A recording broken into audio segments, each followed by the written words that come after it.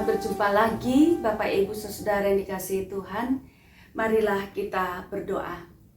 Tuhan, kami berterima kasih untuk anugerah penyertaan Tuhan dalam hidup kami, sehingga Tuhan telah menuntun kami masuk di bulan Desember 2022 ini.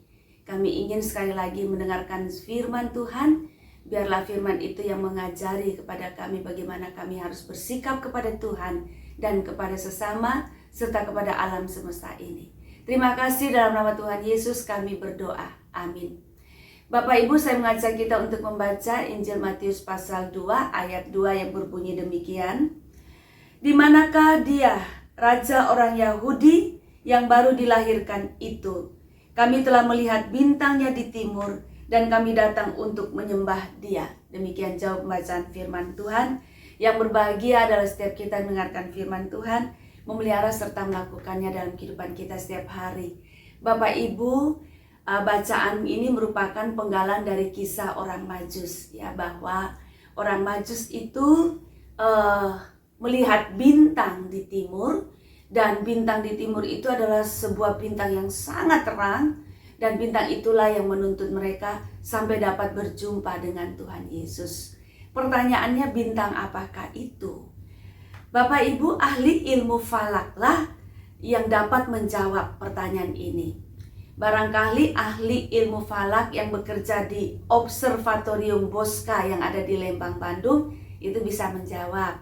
Atau orang-orang yang bekerja di Planetarium Taman Ismail Marzuki juga yang bisa menjawab.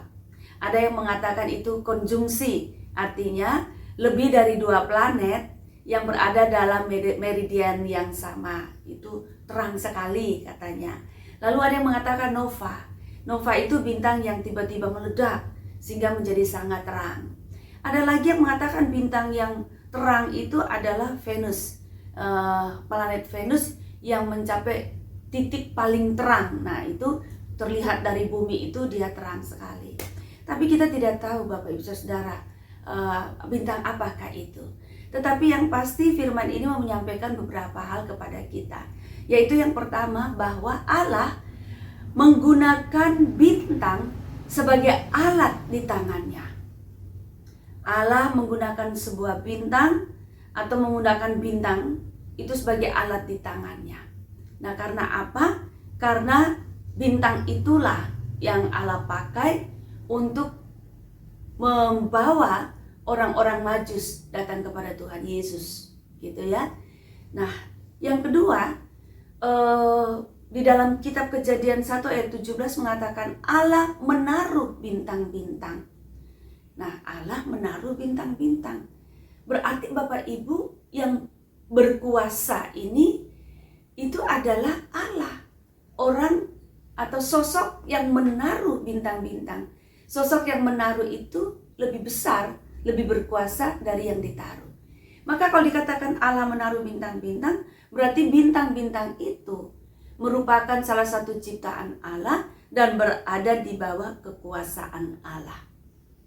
Nah, jadi kalau orang-orang menyembah bintang sebagai ilah-ilah, sebagai Allah mereka, orang-orang yang mempercayai tentang bintang Libra, Gemini, Virgo, dan seterusnya, itu tindakan yang tidak tepat.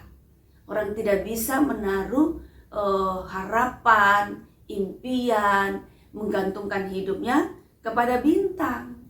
Karena bintang ini hanya salah satu ciptaan Tuhan. Pelajaran yang berikutnya, Bapak Ibu Saudara, mau mengatakan kepada kita bahwa hidup manusia itu bergantung pada Allah, bukan bergantung pada bintang-bintang. Nah, karena apa? Karena bintang kan salah satu ciptaan Tuhan, termasuk matahari, bulan, Bapak Ibu. Itu hanya salah satu ciptaan Tuhan. Tuhanlah yang paling berkuasa. Karena itu tidak boleh orang menggantungkan hidupnya kepada ciptaan Tuhan. Bulan, bintang, dan seterusnya. Yang berikutnya Bapak Ibu Saudara, yang harus kita muliakan itu adalah Allah. Itu sikap yang tepat kepada Allah. Bagaimana kita menaruh sikap kepada Allah? Ya, Allah lah yang harus dimuliakan.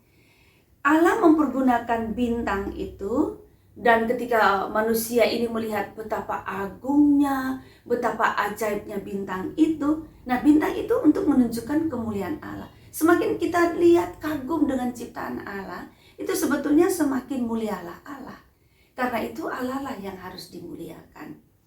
Bintang-bintang itu menunjukkan jalan supaya manusia menemukan Yesus, lalu memuliakan Allah. Jadi Bapak Ibu, tema kita hari ini memuliakan Allah atau Allah yang harus dimuliakan. Keajaiban apapun di dunia ini dan itu merupakan ciptaan Tuhan, ya bukan kepada ciptaan itu kita muliakan, tetapi kepada Allah haruslah kita muliakan, atau Allah lah yang harus kita muliakan. Nah, dengan demikian Bapak Ibu, keajaiban-keajaiban yang kita temukan di dalam kehidupan kita itu hendaklah membawa kita untuk memuliakan Tuhan Allah. Tuhan menolong kita semua. Amin.